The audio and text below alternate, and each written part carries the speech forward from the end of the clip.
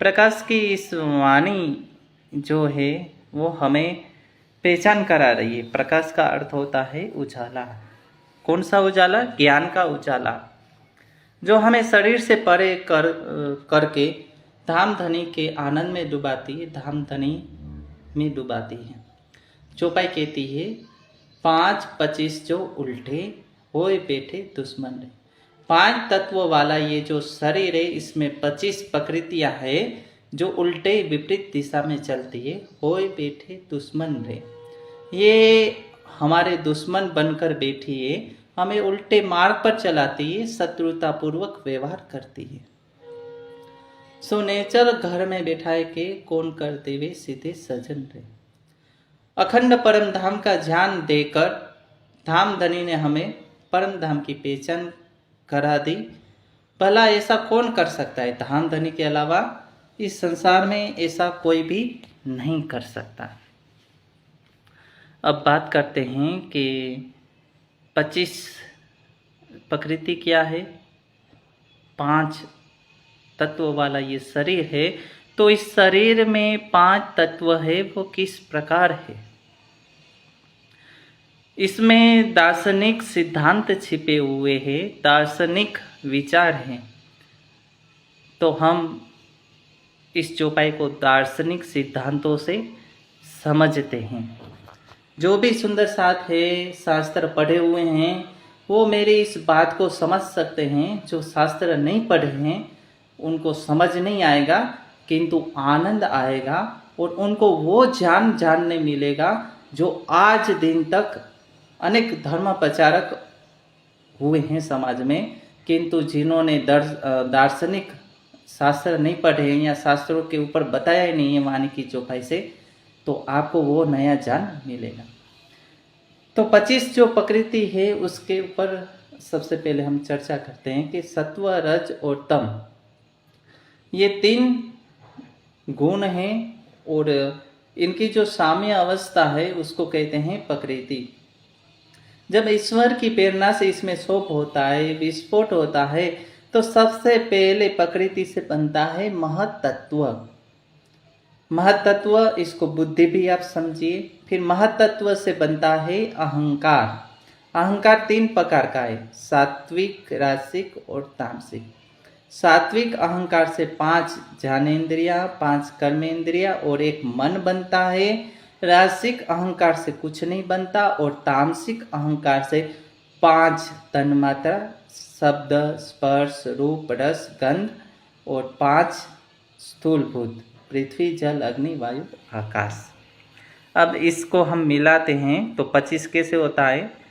तो 5 ज्ञानेंद्रियां, 5 कर्मेंद्रियां, 1 मन, 11 हुए, 5 सूक्ष्मभूत, स्थूलभूत, 21, 22वीं प्रकृति, 23वां महतत्व, 24वां अहंकार और 25वां पुरुष। पुरुष यानी ईश्वर और जीव। तो हम यहाँ 25 प्रकृति में ईश्वर को नहीं लेते हैं, जीव को ले लेते हैं। ये जो 25 प्रकृति है और 5 तत्व, तो इस शरीर में हम देखते हैं तो ये शरीर 5 तत्व का बना है। ये पृथ्वी में भी 5 तत्व है।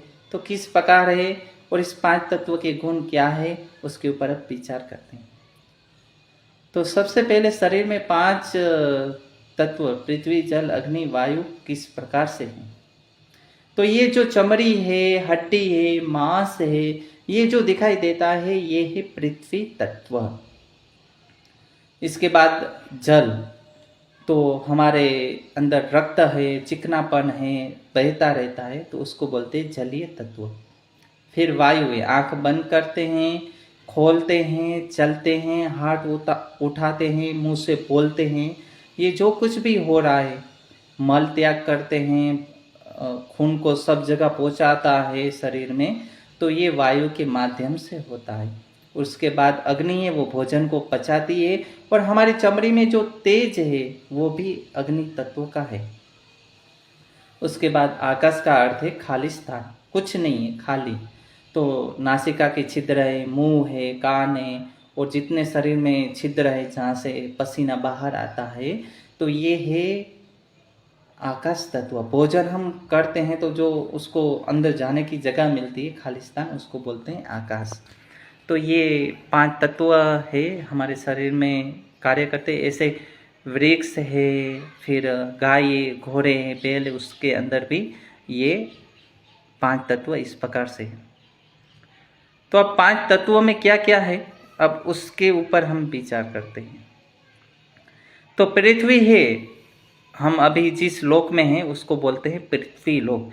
अब इसको पृथ्वी लोक क्यों कहते हैं? क्योंकि इसमें जो कुछ भी चीज बनी है वो पृथ्वी तत्व से बनी है, और पृथ्वी तत्व ही उसमें प्रधान रूप से है, इसलिए इसको बोलते हैं पृथ्वी लोक, पृथ्वी तत्व। ऐसे ही जल है तो वहाँ केवल जल का ही सब कुछ बना है। वृक्ष है, जल के है,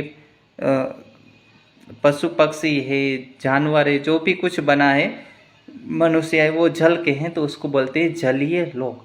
ऐसे वायु लोक है जहाँ केवल हवा ही हवा है। ऐसे अग्नि लोक है, वहाँ केवल अग्नि ही अग्नि है, शरीर भी अग्नि का है, सब कुछ अग्नि है। इसलिए इस संसार में हम कहते हैं पृथ्वी लोक, तो इसमें पृथ्वी की प्रधानता है। हमारा शरीर, जानवरों का शरीर, वृक्ष, वनस्पति, सब कुछ पृथ्वी तत्व का बना है। तो पृथ्वी के मुख्य रूप से 3 गुण हैं, 4 गुण हैं, रूप, रस, गंध और स्पर्श। पृथ्वी में रूप गुण है, तो रूप क्या है? काली है, लाल है, पीली है, मिट्टी जो दिखाई देती है, ये उनका रूप हुआ। वृक्ष उगता है, उसमें हरा रंग है, पीला रंग है, ये कहाँ से आया? पृथ्वी तत्व से, तो ये पृथ्वी में रूप गुण है। फिर इसमें क्या है? रस, मधुर रस, मीठा, अम्ल, कटु, तिक्त, कसाय, तीखा, कड़वा, कसाय, ये जो रस है, ये रस कहाँ से आते हैं? तो ये रस आते हैं पृथ्वी तत्व से। फिर इसमें गंध है, गंध 2 प्रकार की है, एक सुगंधी, दूसरी दुर्गंधी। फूल है, फल है, उसमें सुगंध आती है, और दुर्गंध, कूड़ा है, कचरा है, उसमें दुर्गंध आती है, तो ये पृथ्वी के कारण आती है। और है स्पर्श, इसको हम छू सकते हैं तो कठोर लगती है, गर्म लगती है, ठंडी लगती है। ठंडी लगती है तो वो जल के जो उनके कण हैं उनके कारण पृथ्वी ठंडी लगती है। गर्म लगती है तो अग्नि के जो कण हैं उसके कारण ये गर्म लगती है। वास्तव में पृथ्वी गर्म भी नहीं है और ठंडी भी नहीं है, वो दूसरे अणुओं के कारण वो ठंडी गर्मी लगती है। तो ये पृथ्वी में सबसे मुख्य उसकी प्रधानता है गंध गुण। तो पृथ्वी में गंध गुण है जिससे उसकी प्रधानता है। इसके बाद आता है जल। तो जल में 3 गुण है, रस है, रूप है और स्पर्श है। इसमें गंध गुण नहीं है। तो रस का तो हमने वर्णन कर दिया, इसमें रूप है, देख सकते हैं, और स्पर्श, इसको छू सकते हैं, और इनकी शीतलता इसका मुख्य गुण है। और जो उष्णता है, हम पानी को गर्म करते हैं, भाप बन के उठ जाता है, तो ये उष्णता कहाँ से आई? अग्नि से। जल में जो अग्नि के कण हैं वही उसको सूक्ष्म रूप से भाप बना के उड़ा देते हैं। तो ये जो सहयोग के माध्यम से अग्नि के जो कण है वो जल में आए, तो उष्णता जो होती है जल में वो अग्नि के माध्यम से होती है। इसकी मुख्य प्रधानता है शीतलता। इसके बाद आता है अग्नि तत्व। इसमें 2 गुण है, रूप है और स्पर्श है, दिखाई देता है और इसको छूते हैं तो गर्म लगता है, तो गर्म स्पर्श होता है। जल में ठंडा स्पर्श होता था, अग्नि में गर्म स्पर्श होता है। इसके बाद है वायु। वायु में केवल 1 गुण है, स्पर्श, इसको छू सकते हैं। इसमें रूप नहीं है, रस नहीं है, गंध नहीं है। इसके बाद आता है आकाश। आकाश में कोई गुण ही नहीं है, रूप नहीं है, रस नहीं है, गंध नहीं है, स्पर्श नहीं है। तो कई लोग कहते हैं कि आकाश नीला रंग का है। वास्तव में देखें तो आकाश है वो नीले रंग का नहीं है, लेकिन अग्नि, जल और पृथ्वी के जो कण हैं उसका जो मिश्रण है, वो मिश्रण हमें पृथ्वी से ऊपर जब देखते हैं तो दिखाई देता है। तो वही मिश्रण हमें पृथ्वी, जल, अग्नि के जो कण हैं वही नीला रंग का दिखाई देता है। तो इनके जो कण हैं, तो ये हुई 5 पृथ्वी, जल, अग्नि, वायु और आकाश के गुण। और उसमें क्या क्या विशेषता है। ये रहस्य को अभी तक मैंने कभी सुना नहीं था। मैं शास्त्र पढ़ा तब इसके बारे में जानकारी हुई। अब बात करते हैं कि ये संसार में परमाणु कैसे काम करते हैं। पृथ्वी है, उसके परमाणु हैं, तो एक तो स्थूल रूप में है और सूक्ष्म रूप में। सूक्ष्म रूप में उसके परमाणु है, वो परमाणु में जब रूप और महत परिमाण होता है, विशाल होता है, तो आँखों से दिखाई देते हैं। इसलिए कहा कि जो आँखों से कौन सी चीज़ दिखाई देती है, तो इसको हम ये समझ सकते हैं कि जो महत परिमाण वाला है, अनेक द्रव्य है और उसमें रूप है। जब उसमें रूप गुण जुड़ जाता है तब वो दिखाई देता है। सबसे पहले हम बात करते हैं परमाणु। दो परमाणुओं का एक अणु बनता है यानी द्वय अणु बनता है, और एक द्वय अणु दो परमाणु का बना, ऐसे तीन द्वय अणु का एक तस्नेणु बना। तस्नेणु किसे कहते हैं कि जब हम सुबह देखते हैं कि छिद्र है या खिड़की है तो वहाँ से धूप आती है कमरे में, तो उसमें छोटे छोटे कण हवा में उड़ते हुए दिखाई देते हैं। जब प्रकाश नहीं आता है तो दिखाई नहीं देते कण, और जब प्रकाश आया तो वो दिखाई दिए। ये जो कण है इसको बोलते हैं तसरेणु, क्योंकि उसमें रूप गुण आया तो वो दिखाई दिया। तो जो तसरेणु से बड़ा है, महत परिमाण वाला है, उसमें अनेक द्रव्य सम्मिलित हैं और उसमें रूप है, तब वो आँखों से दिखाई देता है। तो जो आँखों से दिखाई नहीं देता उसमें रूप नहीं है, महत परिमाण नहीं है। इसलिए परमाणु है, उसको परमाणु और द्वय अणु को हम देख नहीं सकते। तसरेणु को देख सकते हैं और उससे जो बड़ा है महत परिमाण वाला वो दिखाई देता है। इसलिए कहा है नित्यम परिमंडलम। परमाणु है वो नित्य है, और इनका जो आकार है परमाणु का वो गोल है, चौरस नहीं है, त्रिकोण नहीं है। कैसा है परमाणु? तो गोल है। तो वैज्ञानिक लोग हैं वो भी तोड़ तोड़ के केवल परमाणु तक ही पहुंचे, इससे आगे वो तोड़ नहीं सके। और आप समझिए कि पृथ्वी जल अग्नि वायु के वायु के जो परमाणु है वो नित्य है, हमेशा रहते हैं। जब प्रलय हो जाता है तो भी वो रहते हैं। इसलिए कहा कि ये पांच तत्व है वो अपने कारण में लय हो जाते हैं। ये ऐसा सांख्य का सिद्धांत है, किंतु वैशेषिक का सिद्धांत है कि ये नित्य है, ये रहते हैं। संसार भले अपने कारण में लय हो जाए, लेकिन इसके जो परमाणु है वो नित्य है। इसे कहा नित्यम परिमंडलम। अब बात करते हैं कि चौपाई के ऊपर। तो 5-25 जो उल्टे, तो ये 5 तत्व वाला शरीर है, इसमें 25 विकृतियाँ हैं, वो हमें संसार की तरफ खींचती है और हमसे शत्रुतापूर्वक व्यवहार करके संसार में लगा देती है। हम उसके बंधन में बंध जाते हैं।